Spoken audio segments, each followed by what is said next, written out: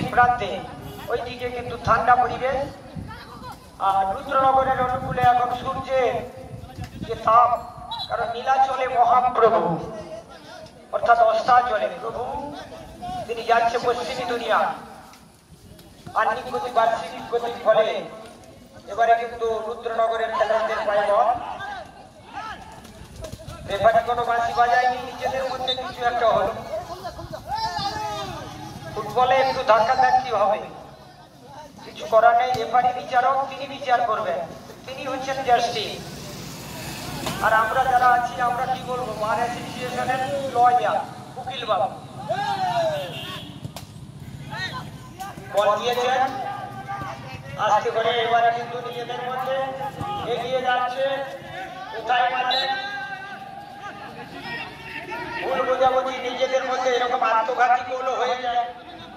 এরকম গোল হয়েছিল, কলম্বিয়ার এসকোবার গোল করে দিয়েছিল, যার জন্য কলম্বিয়ার বিমানবন্দরে নামার সময় আত্মঘাতী গুলিতে এসকোবার জীবন চলে গেছিল, দেশদ্রোহী। কিন্তু তার দোষ ছিল না, কিন্তু কিছু করার নেই, মানুষ বোঝাতে পারেনি, এই সরকার নিরাপত্তা দিতে পারছিল না। কলম্বিয়া, এটা আমার কথা না, খবর কাগজের কথা। এবারে কিন্তু কর্নারটি থ্রোই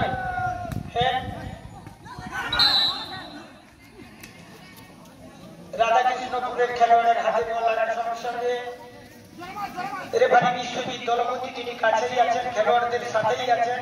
একজন আদর্শ রেফারি কাজ হচ্ছে খেলোয়াড়দের সাথে থাকা, কাছে থাকা। তিনি নিজেই দেখতে পান ভুলভাল কোথায় হয়েছে। এবার রাধাকৃষ্ণপুরের খেলোয়াড় মেরেছে ঠিকই বল, কিন্তু ঠিকভাবে কন্ট্রোল করতে পারেনি, শর্টটি চাই করার চেষ্টা করেছিলেন, বল কিন্তু মাঠের বাইরে। আবার থ্রোয়িং, অর্থাৎ লেফট আউট থেকে রাইট আউট, রাইট আউট থেকে লেফট আউট, উইং দিয়ে বল তোলার চেষ্টা করছে, কিন্তু কোথায়? সেটি 80-90 দশকের খেলোয়াড়, যে তখনকার দিনে যারা এখানে খেলা হতো জানেন যে বল কথা বলবে, যেখানে ফেলবে সেখানেই বলবে। আর এখন ছন্দ ছাড়া হতশ্রী ফুটবল, যে ম্যাচে দেখা যায় সহজে ফিলাপ করে পরে ম্যাচে ডায়মন্ড হারবারের কাছে পাঁচ গোলে হেরে যায়, এরকম তো মহানগরের বলে হচ্ছে। আজকে কাগজ তুলে দিলাম ভারতের কোচ খালিদ জামা, তিনি বলেছেন সুব্রত ভট্টাচার্য আস্থা রাখেন। খেলা চলছে মাঠের বাইরে, থ্রোয়িং রুদ্রনগরের অনুকূলে।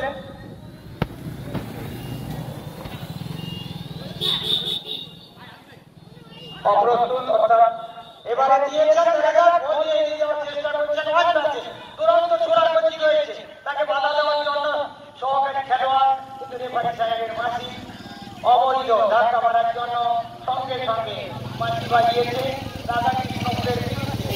অর্থাৎ রুদ্রনগর একটি সুবর্ণ সুযোগ পেয়েছে, যে জায়গা থেকে ফ্রিকিকটি পেয়েছে ওইখান থেকে আমি কিছুক্ষণ আগে বলছিলাম যে বুলগরিয়া তৈকম যদি হতো তাহলে একটু নেটটা নিয়ে দিত। দেখা যাক তৈকম না হলেও পাহাড়ি ইচ্ছা পাইচুং ভুটিয়ার মতো মারতে পারে কিনা দেখা যাক। পাইচুং চুং পাইচুং ভুটিয়া শট করার জন্য বসিয়েছেন, মানব প্রাচীর প্রতিহত করে আক্রমণ, গোলরক্ষক ধরে নিয়েছে। গোলরক্ষক একটা আক্রমণ সৃষ্টি হয়েছিল, সেই আক্রমণের তারা বাঁধতে দেননি, তার আগেই কিন্তু গোলরক্ষক নিজের গ্লাভস বন্দি করলেন, পরবর্তী শট করলেন। কোথায় করলেন? এত বড় মাঠ আছে, মাঠের বাইরে মারলেন। মাঠ দিয়ে খেলার চেষ্টা করো ভাই, তোমরা সাইড দিয়ে খেলছো কেন? ছাতি মাছের তোলা মুহুর্মুহুর আক্রমণ মাঠ থেকে গেল ওয়ানটাচে। এই ছোট্ট ঘটনা স্পেনের ফুটবল খেলোয়াড়রা ব্রাজিলে না খাবার সময় তোমাদের বলেছিলাম না যে লম্বা কিকে খেলো, শ্বাস প্রশ্বাস কম হয়ে যাচ্ছে, শেষের দিকে খেলতে পারছো না। মাঠের বাইরে এই মাঠগুলো দেখে রেখেছে, ওই যে কাটা হয়েছিল না শুনে দিকে মাঠা জনগুলোকে ভালোবেসে ফেলেছে। রুদ্রনগর মৌজার অনুকূলে থ্রোয়িং, লম্বা থ্রো, মোটামুটি থ্রোটা হয়েছে। এই জায়গা থেকে আমাদের কানাইদা এবং সুবল মাইতি বা নারায়ণ চন্দ্র গিরি যেভাবে থ্রো করতেন সেরকম থ্রো কিন্তু হয় মাঠের বাইরে। রাধাকৃষ্ণপুরের থ্রো নামিয়েছেন বুক দিয়ে বল, মাঝে একেবারে ভালো জায়গায় বল আছে, এখান থেকে কোনো অসুবিধা হবে না বল শট করা। লম্বা শট করবার চেষ্টা করেছিলেন, এবারে নিয়ে যাচ্ছে খুব দুরন্ত গতিতে, চোরা গতিতে এবং এবং এবং এবং এবং গোল গোল গোল গোল গোল গোল। রুদ্রনগর 1-0 গোলে আগুন। প্রথমার্ধের প্রায় 13 মিনিটের মাথায় গোল করে বসলো রুদ্রনগর, 1 গোলে পিছিয়ে পড়েছে এই মুহূর্তে রাধাকৃষ্ণপুর।